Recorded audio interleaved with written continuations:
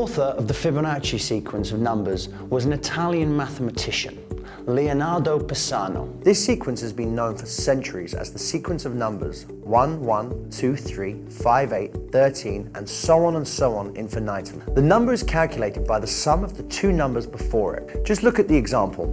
This numerical relationship has also been used in financial markets for over a century.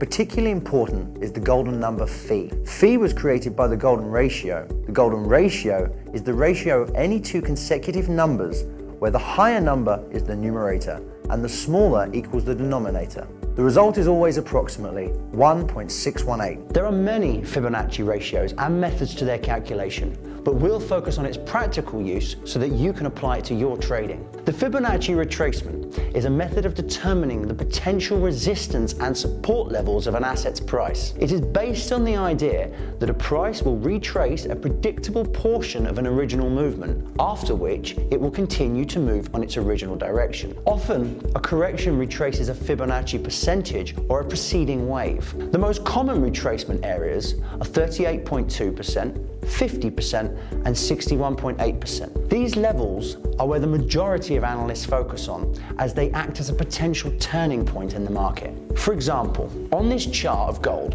we see the price rally towards $1.190.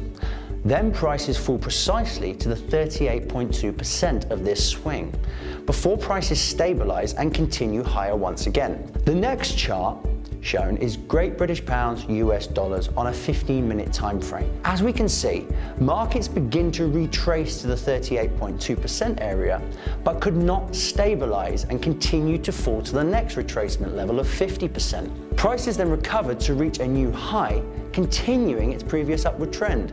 Fibonacci analysis enables traders to forecast the levels of support and resistance from a price correction and help identify price targets and potential turning points in the market. You can find Fibonacci retracement levels and other tools on the Xstation platform. To do so, first, select the chart window of the asset you wish to trade on. Next, click the button marked FN on the left-hand side of the chart. Once you've done this, select the first button on the expanded list, hover over each button with your mouse to make sure you are selecting the right tool. The measurement should be in the same direction as the measured movement of price.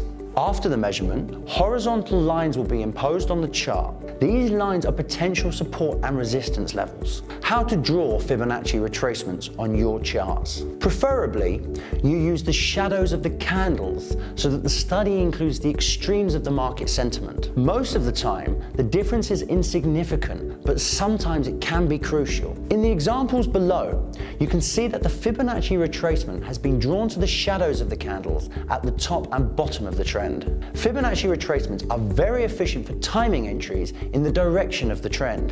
This method is often used as part of a trend trading strategy by investors. In this strategy, traders observe important price levels taking place within a trend. Next, the traders try to open a position in the same direction of the initial trend, considered lower risk. When using this scenario, you anticipate that the price has a high probability of bouncing from the Fibonacci levels back in the direction of the main trend. On our example, the price fell to the level of 61.8% of the retracement before recovering. The odds of a turning point in the market increase highly when a Fibonacci retracement level coincides with predetermined support or resistance levels in the market. We see the same situation in the next chart, when the price stopped for a longer time on 61.8% retracement.